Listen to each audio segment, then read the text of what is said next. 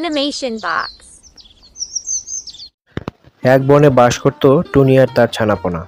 সেই বনেই বাস করত বুলবুলি। টুনি আর বুলবুলি খুব ভালো বন্ধু। বুলবুলির কোনো ছানা নেই। টুনির বাচ্চাদের বুলবুলি তাই খুব ভালোবাসতো। টুনি কোথাও গেলে বুলবুলি তাদের দেখে রাখত। একদিন, টুনি, বাজারে পেঁপের অনেক দাম।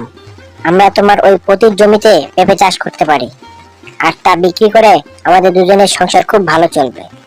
টুনি, তুমি কি বলো? কথাটা তুমি মন্দ বলনি বুলবুলি। পেঁপে চাষ করলে ভালোই হবে। চলো আমরা কাল থেকেই কাজে লেগে পড়ি।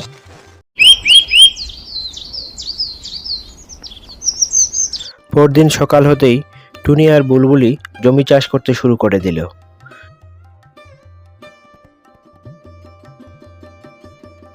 জমি চাষ করা হলে পেঁপের চারা জমিতে রোপণ করলো।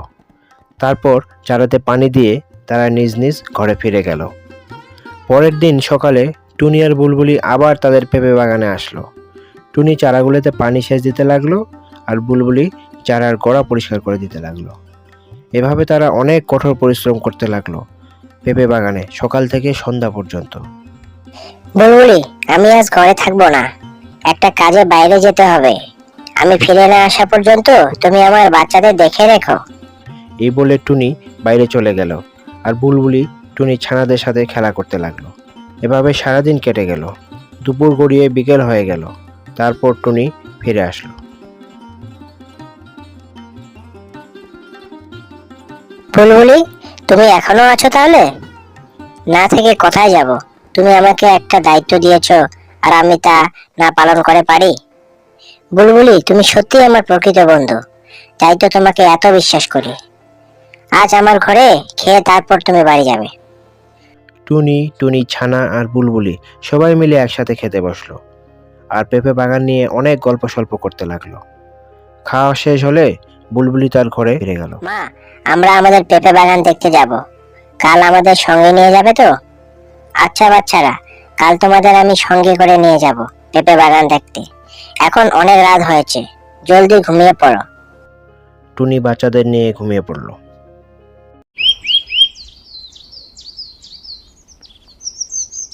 সকাল হতেই টুনি আর বুলবুলি তাদের বাচ্চাদের সাথে করে পেঁপে বাগানে নিয়ে গেল। গাছে সবুজ সবুজ অনেক পেঁপে ধরে আছে, তা দেখে বাচ্চারা মহা খুশি। মা, আমরা কবে পেঁপে খেতে পারবো? বাচ্চারা, আর কিছুদিন গেলেই পেঁপে পাকতে শুরু করবে, তখন তোমরা পেঁপে খেতে পারবে।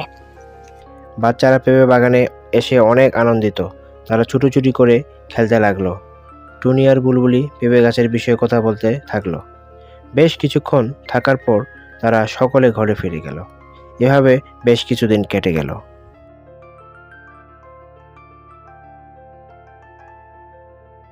টুনটুনি প্রতিদিনের মতো সেদিনও সকাল হতেই পেঁপে বাগানে চলে গেল। কিছুক্ষণ একা একা কাজ করার পর দেখলো বুলবুলি তবু আসছে না। টুনির মনে একটু সন্দেহ লাগলো। এত বেলা হয়ে গেল, তবু বুলবুলি এখনো এলো না। শরীর টরীর খারাপ হয়ে গেল না তো আবার? যাই, একবার দেখে আসি কি খবর। একথা বলে টুনি বুলবুলির ঘরের দিকে উড়ে গেল। সেখানে গিয়ে দেখে বুলবুলি বিছানায় শুয়ে আছে, আর তার গায়ে অনেক জ্বর। বুলবুলি, কি হয়েছে তোমার? অসময়ে বিছানায় শুয়ে আছো যে? টুনি, তুমি এসেছো, ভালোই হলো। কাল রাত থেকে শরীরটা ভীষণ খারাপ, জ্বরে মাথা তুলে উঠতেই পারছি না। তোমাকে যে খবর পাঠাবো এমন কাউকে খুঁজে পাইনি। তুমি নিজে এসেছো, খুব ভালো করেছো।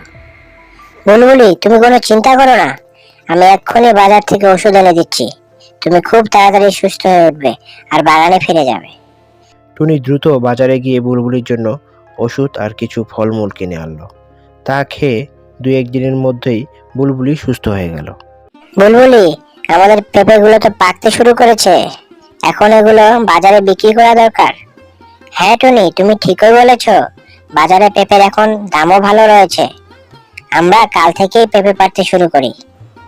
এই বলে টুনি আর বুলবুলি সেখান থেকে চলে গেল। এই বনেই বাস করত এক দুষ্ট কাক। তার স্বভাব ছিল অন্যের জিনিস চুরি করে বাজারে বিক্রি করা। একদিন এই দুষ্ট কাক বনের উপর দিয়ে উড়ে যাচ্ছিল, আর তখন সে টুনি আর বুলবুলির পেঁপে বাগান দেখতে পায়। কাছে গিয়ে দেখে গাছে অনেক পেঁপে পেকে আছে। তা দেখে কাক আর লোভ সামলাতে পারে না। দ্রুত ঘরে ফিরে যায়, বস্তা নিয়ে আসে আর পেঁপে পাড়তে শুরু করে। একে একে সব পেঁপে পাড়তে থাকে আর তা নিজের ঘরে নিয়ে যায়। পরে বাজারে চড়া দামে বিক্রি করে দেয়।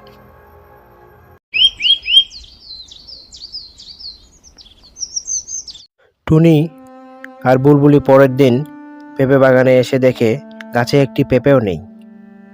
টুনি, এত বড় সর্বনাশ আমাদের কে করলো? আমাদের এত পরিশ্রমের ফল অন্য কেউ চুরি করে নিয়ে গেল। টুনি আর বুলবুলি খুবই মর্মাহত হলো। তারা একে অপরকে সান্ত্বনা দিতে লাগলো। অবশেষে টুনি বলে উঠল, বুলবুলি, আমাদের অবশ্যই এই পেঁপে চোরকে ধরতে হবে আর ধরে উচিত শিক্ষা দিতে হবে। তুমি ঠিকই বলেছো টুনি, এই চোরকে একটা উচিত শিক্ষা দিতেই হবে। টুনি আর বুলবুলি অনেকক্ষণ ধরে বুদ্ধি পরামর্শ করতে লাগলো চোরকে ধরার।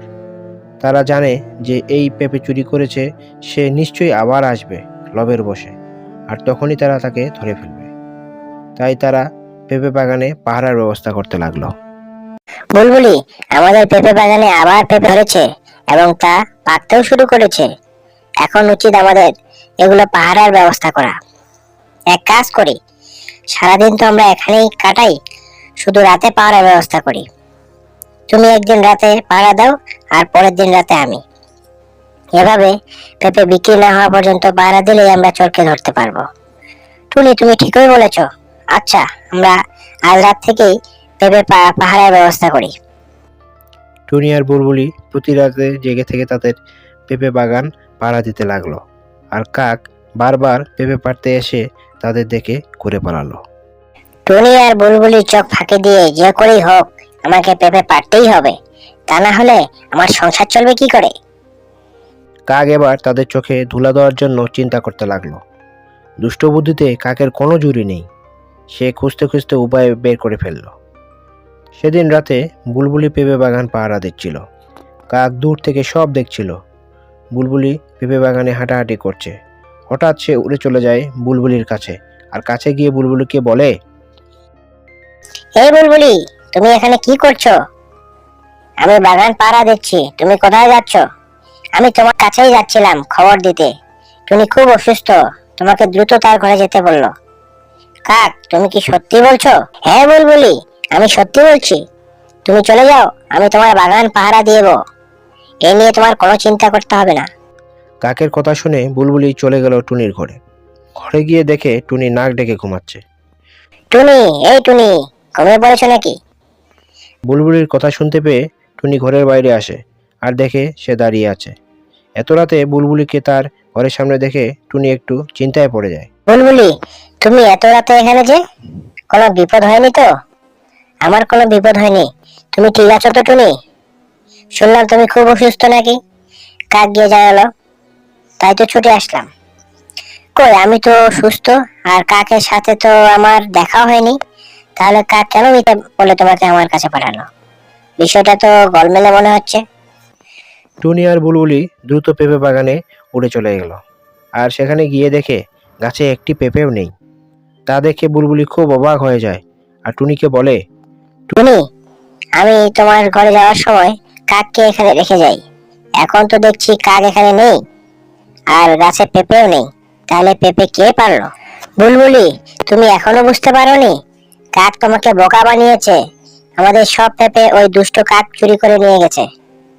এর আগে হয়তো সেই চুরি করেছিল আমাদের পেঁপে।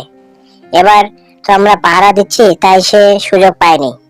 তাই বুদ্ধি করে তোমাকে দূরে সরিয়ে সব পেঁপে চুরি করেছে। সকাল হওয়ার আগে আমরা কাকের ঘরে যাব, তা না হলে সব পেঁপে সে বাজারে বিক্রি করে দিবে। সকাল হলে টুনি আর বুলবুলি কাকের বাসায় গিয়ে হাজির হয় আর তাকে ডাকতে থাকে। কাক, এই কাক, দরজা খোলো। রাত জেগে পেঁপে পাড়ায় কাক এখন নাক ডেকে ঘুমাচ্ছে। টুনি আর বুলবুলি কথা সে শুনতেই পায়নি। অনেক বেলা হয়ে যায়। টুনি আর বুলবুলি কাকের ঘরের নিচেই বসে থাকে। অবশেষে কাক বেরিয়ে আসে আর বাইরে তাকাতেই টুনি ও বুলবুলিকে দেখতে পায়। তাদের দেখে কাক একটু হকচকিয়ে যায় আর তোতলাতে থাকে। কি ব্যাপার, তোমরা দুজন আমার বাড়ির সামনে বসে আছো? কি ব্যাপার, কোনো কারণ আছে নাকি? পেঁপেগুলো বের করে দাও কাক, কিসের পেঁপে? যেগুলো কাল রাতে আমাদের বাগান থেকে পেড়ে এনেছো? আমি কারো বাগান থেকে কিছুই পারিনি। ঘরের ভিতরে গেলেই এখন দেখা যাবে কি এনেছো আর কি আনোনি। না, তোমরা আমার ঘরের ভেতর ঢুকতে পারবে না। টুনি আর বুলবুলি জোর করে কাকের ঘরের ভেতর ঢুকে পড়ে আর ভিতরে গিয়ে দেখে থরে থরে পেঁপে সাজানো আছে। কাক সেখান থেকে উড়ে পালাতে যাবে, সেই সময় টুনি আর বুলবুলি তাকে ধরে রাজার কাছে নিয়ে যায়। সব শোনার পর রাজা কাককে বন্দি করে রাখে। এরপর থেকে টুনি আর বুলবুলির পেঁপে কেউ চুরি করেনি, আর তা বিক্রি করে তারা অনেক টাকা ইনকাম করে। পরবর্তীতে তারা অন্য কোনো ফল চাষের জন্য চিন্তা ভাবনা করতে থাকে।